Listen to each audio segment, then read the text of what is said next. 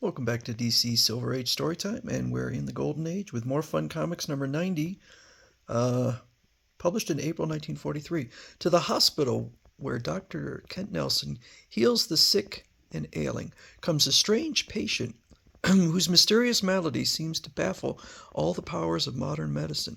But Dr. Fate, man of magic and mystery, performs his own diagnosis as he blazes a clear path through the baffling maze which a cunning criminal has left behind, and finds a lasting cure for the case of the healthy patient. Help, help, I'm dying. What's wrong with Mr. Campbell, nurse? I don't know. He complains of so many pains it's confusing. He was sent in by Dr. Wright. I'll make a quick examination. So he does, but everything checks okay. He has no fever, his temperature is normal, and so is his pulse. I'm dying. This is puzzling. There isn't a single thing wrong with the man. I'll have to talk to the doctor who sent him. So Inza comes in and he says he's going to look into this more. He looks into his crystal ball, but there's Dr. Wright. No wonder he couldn't answer the phone. Come along, Inza. So he's all tied up. I hope he isn't injured. I don't know why he's bringing Inza along, but he does carry her. We'll soon find out why Dr. Wright sent a healthy patient to the hospital, and maybe why he's tied up. The lights are on, someone is inside, whoever's here is keeping out of sight. So he frees Dr. Wright, who says, somebody hit me from behind, I didn't see his face. Why did you send Mr. Campbell to the hospital? The doctors there find nothing wrong with him. But I didn't send him to the hospital at all. In fact, I haven't seen him for weeks. Then someone has been impersonating you. That's strange, I can't imagine. Suddenly a vial drops in. It's full of ether. Dr. Fate tosses down a second vial. I knew that was coming, but why did you break the other bottle? So a small explosion happens because he knew that ether will explode when mixed with air. A flame will touch it off. Oh, and you threw something on that would deaden the explosion. Yeah, okay. He finds a small piece of coal. Why, that's nothing but a tiny piece of coal. But they go out to look for this fake doctor. I think this is the place it came from. I don't see how you figured that out. I don't see either, actually. I guess we kind of, but it doesn't make sense. So he goes in, and of course there's some crooks. He punches one right up into the rafters, and one into a furnace. Dr. Wright, don't believe everything your eyes tell you. You fools, don't waste time on him. Get the girl. So she throws a piece of coal at his head. It's time these fellows' furnaces were stoked, so he continues to punch them. Time you had a few lumps yourself, Dr. Fate, and I don't mean in your coffee. So he throws some coal and some hot coal. And Dr. Fate says, "Oh, I was afraid you had been burnt. No, Inza, fire won't burn me. But these live coals shocked me and took away my breath for a minute. Ugh. Now to return to Dr. Wright. But he was just here." No, Inza, he wasn't. The man you saw was only pretending to be Dr. Wright. So he says, this is Campbell's house. He sent Campbell to the hospital to get him out of the way. Then his gang dug this tunnel. So it's a tunnel to the bank. I don't know what house sits next to a bank. It's not anything I've seen. Maybe 1943 is different. But also, why did we even find that little piece of coal, since that's not what led him to the house? I assume he went there because it was Campbell's house, not because anything to do with the coal. Mr. Campbell is perfectly healthy, but always worries.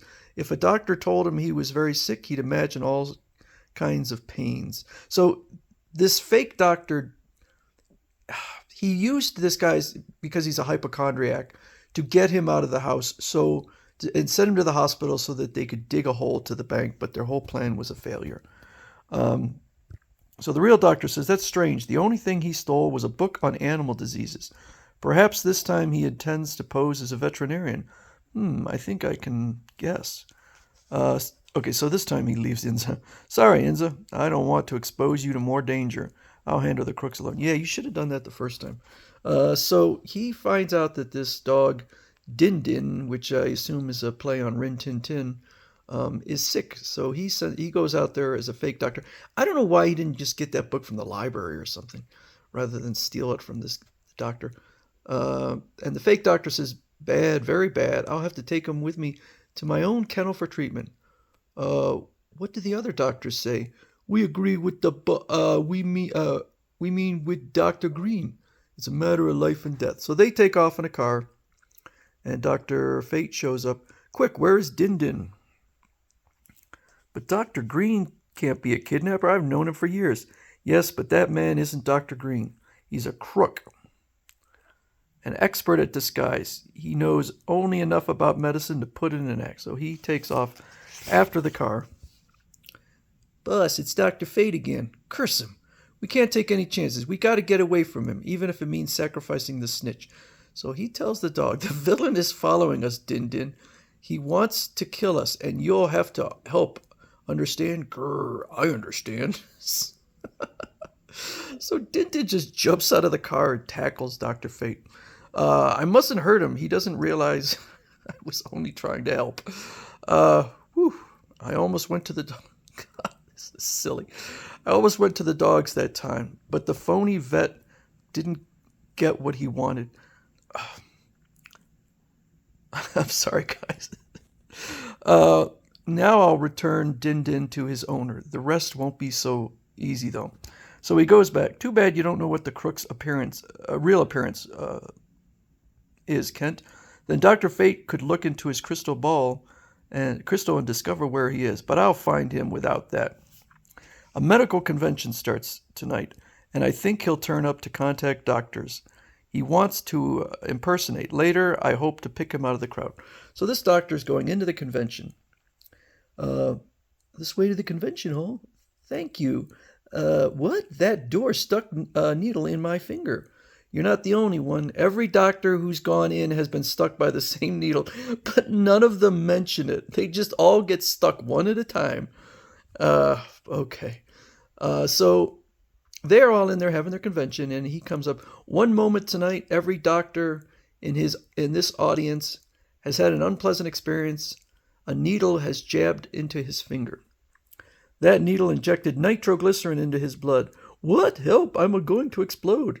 This is an outrage. That's Dr. Thistlewhite, a prominent physician. Sorry to disagree. It's only a crook posing as Dr. Thistlewhite.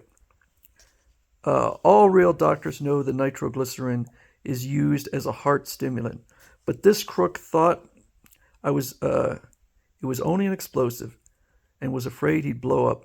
Oh, I see that trick doorknob was a trap.